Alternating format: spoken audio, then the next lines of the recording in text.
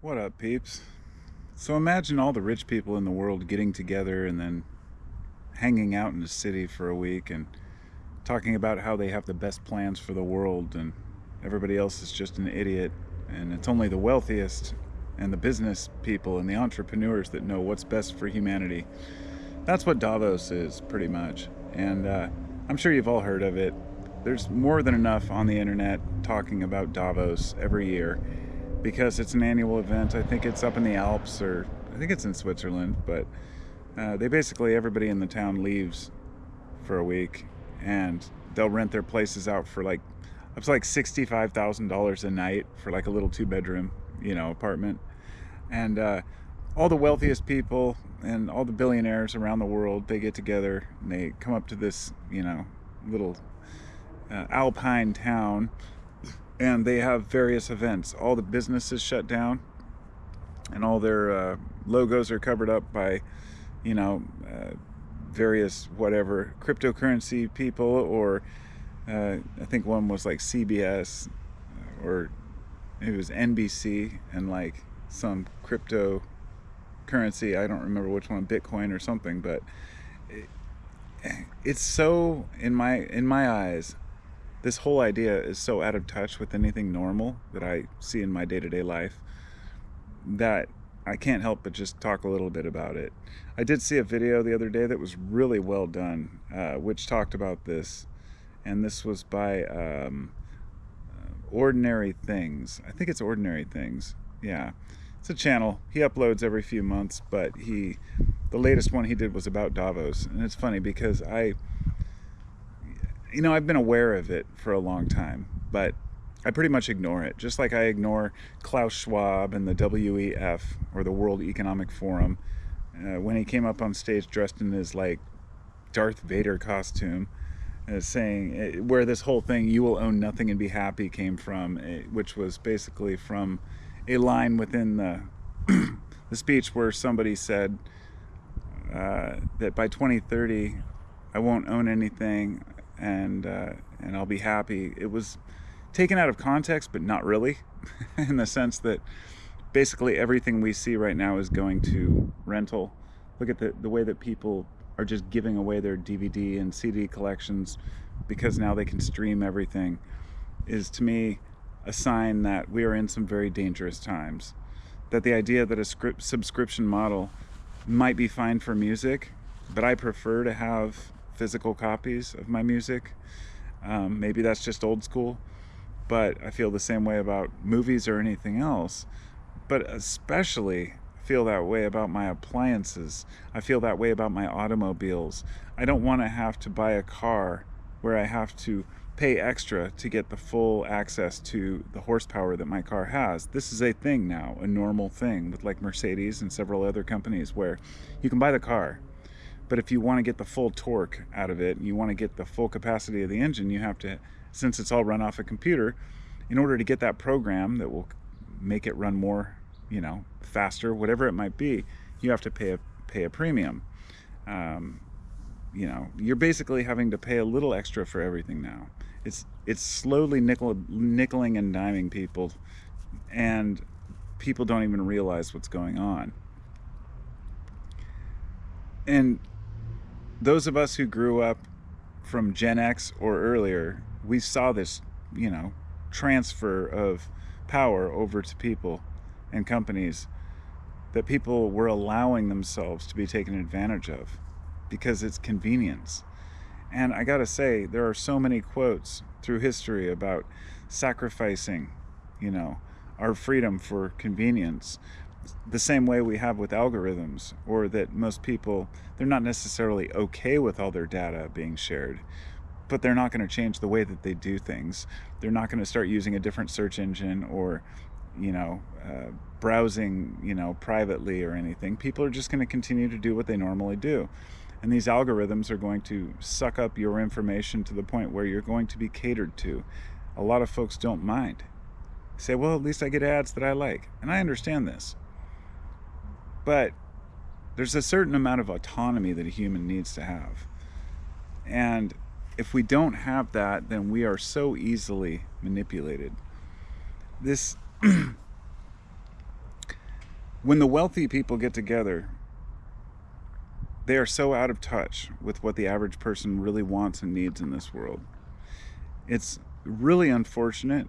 I firmly believe that wealth itself, people who have a lot of money, that it's a form of disease.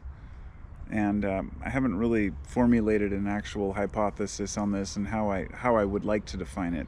But let's just say a dis-ease in the sense of dis-ease, that a person is not content with who they are or what they are, that they believe that earning more power, wealth, fame, glory, whatever it is going to get them to some point where they are content with themselves and with the world.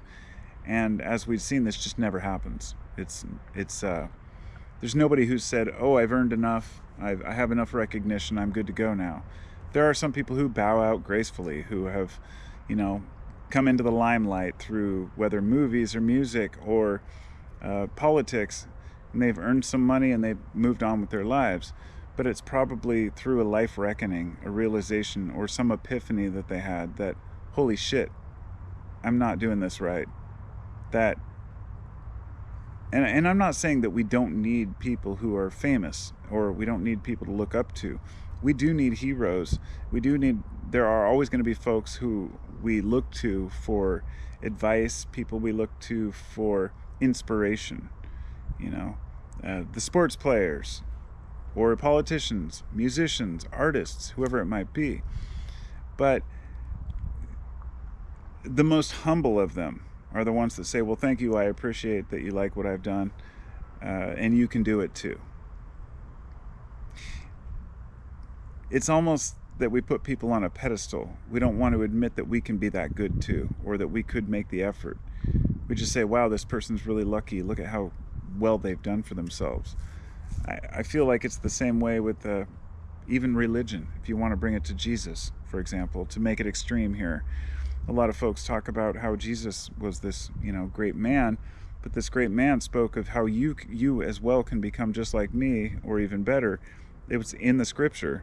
And most people ignore that, because to admit to ourselves that we can do that good too, that we can do good things, that we can live a pure life as best we can, means that we actually have to put in the effort to do it. And so therefore, there are a lot of people out there who don't have faith in themselves, they don't have faith in their society, they don't have faith in each other, and kind of let themselves be downtrodden on purpose.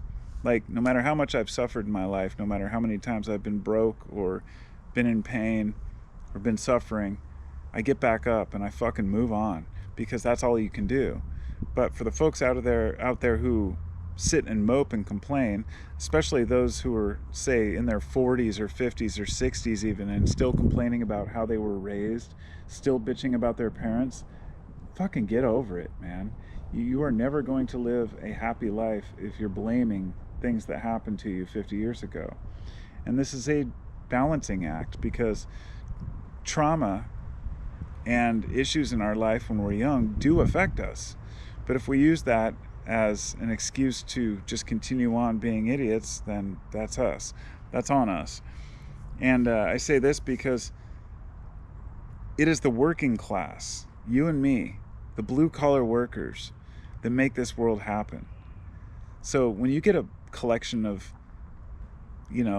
billionaires, regardless of how they made their wealth, these people are so completely out of touch with what the average person goes through to make a buck. They don't understand what it takes, not just the cost to go shopping in the store and buy groceries, but the cost to fucking pay for the gas to get there, the cost for the wear and tear on your automobile, the time that it takes after work when you've got to get home to the kids and make dinner. All these things, they just eat us up, and the working class ends up suffering and not making a lot because of it. And it's very unfortunate that we have these rich fucks that fly in their private jets to these resorts and sit around on podiums, act like they're the fucking God's gift to the world, and say, this is what we need to do to improve the future. And I say, fuck you to all those people. Fuck you to Klaus Schwab. Fuck you to all the tech entrepreneurs who really think that they know what's best for people. And this doesn't mean that I'm bitter or resentful toward people who have money. Don't mistake what I'm saying here. I'm saying that it's one thing to have wealth, it's one thing to be recognized or have a product that's useful. It's quite another thing to pretend like because you've made that money, that makes you an expert on what people want. So you're the CEO of a fucking clothing company. I don't give a shit. You make clothes. You put them on to stay warm or cool. That's it. There's nothing more to it. You're not innovative. You're not adding anything to society. The whole fashion world is so absurd to me. And the attitudes that a lot of these people have about fashion, especially the fact that fashion shows are mostly people wearing shit that nobody would ever wear just to wear it. It's the oddest thing to me. And hey, if that's what your thing is, my heart goes out to you. Enjoy. But imagine if we made critical thinking fashionable. Imagine if we made dedication to improving the world fashionable. And I'm not talking about that arrogant, let's just stop oil, go out and stop traffic because you're going to make some big difference. There's a huge difference. There are people out there who think they're making an impact, but really they're just making things worse. These, especially the younger generations, and I was one of them, I get it, I understand. There was a time even 5 years ago where I would have said, blocking traffic is a great way to, get your point across. But the irony with the Just Stop Oil protesters is they're holding up traffic, but generally that causes more pollution. That's beside the point. But they're there because they want to improve the future for their grandkids. I understand that. But they want to blame these oil companies and these billionaires instead of blaming the people who utilize these systems. Now, we are forced to use these systems. It's the same way I don't blame people for using banking because they're forced to. Nobody wants to do online banking. It's convenient, but people from my generation are like, I just want to be able to have an account and use it, but I also want to be able to use cash. We're moving into a time where using cash isn't even possible in a lot of places. If you go out to the Gorge Amphitheater to see a concert, they don't take any cash. One time I was just tripping balls, and I really wanted some rice and chicken, and I went up, and they're like, oh. I remember handing them a $20 bill and saying, keep the change, and then later realizing they don't take cash. They didn't know what to do with it. And anyway, I was thinking about how we're moving into this cashless society, into this, not only will you own nothing, but you don't need any cash. You just have to have credit. And it reminds me so much of the social credit system in China. And now we have Western leaders who are emulating China and saying, oh, it's so impressive what they've done with their country. We're getting completely rear-ended by these fuckers. And people don't even realize they're just going right along with it. I know even some very intelligent people who are very thoughtful, people who keep up with media and research, and they actually believe that our politicians still have our best interests at heart.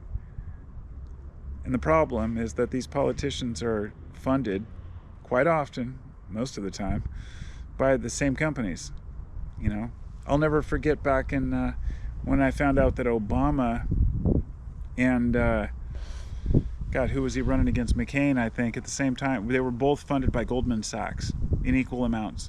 It's like, okay, so you have two candidates highly funded by these companies that Obama bailed out, or allowed to be bailed out, which 2008 was a total disaster. The fact that Obama let that go down, or didn't speak against it, the idea that bailing out the banks was good for the people, total bullshit. The inflation rates that we've hit, this is all due to these various crises that were manufactured. But we have hedge funds buying up huge lots of houses. In some towns, over half the houses are bought by hedge funds and private equity firms. And folks don't realize, look, I'm not trying to go into the conspiracy realm. I've been a conspiracy nut since I was younger. And you don't hear me talk about it very often because most of the conspiracies I consider to just be true. A conspiracy is simply two or more people plotting to do something without letting people know. It's such a simple concept. happens every fucking day, all around the world, millions of times. But in this particular case, it is the wealthiest plotting to keep not just their wealth, but at the cost of the average consumer, the average person. Even arguing with my brother the other day about subsidies, subsidizing farmers. And he says, well, without that, we wouldn't have affordable food and that the farmers would get screwed. And it's really hard to explain. No, it's about the free market. You know, I don't want farmers to get screwed, but I know that 90% of that money from those subsidies are going to the millionaires that either own the land or own the feedlots or own, you know, Monsanto, you name it, goes on down the line. It's fucking disgusting. It fucking has to stop. And I don't want to live in a world where the policies are controlled by the wealthiest. It's one thing to have power. It's another thing to have exorbitant wealth that was given to you or that you didn't earn through actual work. Many people did work. And I'm not saying that all wealthy people, you know, just were given their money. But it takes a certain type of person, a very specific type of mindset, not to be content at your first million or 10 million or 100 million or billion or 10 billion, or now we're about to have trillionaires if we don't already. Trillionaires. You just consider the implications of one person having trillions of dollars. And this is something that people are almost celebrating. You know, oh, we're going to have our first trillionaires. No, this is unacceptable. Think about Amazon. You know, Bezos at one time, who knows who's richest now, but one time being the richest man on earth, or at least in America. And you find out they didn't pay taxes in 2020. That they managed to buy back their own stocks to not have to pay taxes. That the workers are pissing in bottles, that people can't take breaks, that, you know, these are some of the shittiest working conditions in the world. It's like basically slave labor. And this guy's a billionaire. And people are celebrating the fact that he goes up into fucking space in a spaceship with a cowboy hat on. I say fuck him and fuck Elon Musk and Bill Gates and every single one of those guys. Totally out of touch. And it's not about envy. It's not about the fact that they just have money. It's about how out of touch they really are with what people want. And I'll throw Zuckerberg in there too. But I kind of feel bad for that guy. I feel like he got hoodwinked. He was just some nerd that came up with something, made a lot of money, and now he's realizing, oh shit, I'm a douchebag and my product sucks. And, you know, many will disagree with that. I respect that. I do. But that's how I feel. And I think people are finally starting to realize that a lot of these amazing things that we have, that we've paid so much money for, and so many of these people that have a lot of money did it through advertising. I want you to say, all of your favorite YouTubers, for example, let's say, think of it as the niche audience, the people who made it on their own. They did it through advertising. They did it through selling you Dollar Shave Clubs or shitty VPN services or something else that doesn't work or isn't useful. You can look at many of the products that are being sold. Think about BetterHelp. How many times have you seen a YouTube channel with a BetterHelp sponsorship? BetterHelp is horrendous. They were taken to court several times. They were caught selling people's personal health data to Facebook specifically for advertising. This is a fact. BetterHelp was giving people's private data about their mental health to Facebook to advertise to them for mental health. We're living in a fucked up world where people are not just willing to allow that to happen, but where YouTubers are willing to take a sponsorship for a company that will pay them tens of thousands of dollars to talk about a product like that is total shit. And by the way, their counselors don't have to be certified. These things do frustrate me. Part of it, I want to blame on the consumer. And part of it, a larger part, I blame on the person who's providing the service, the YouTube video, whatever it might be. The, you know, Jake Pauls of the world. If you're out there, Jake, fuck you. But then again, I listened to a podcast with him on, I can't remember who it was. I think it was Aubrey Marcus, but he was talking about how he did ayahuasca and it totally changed his view.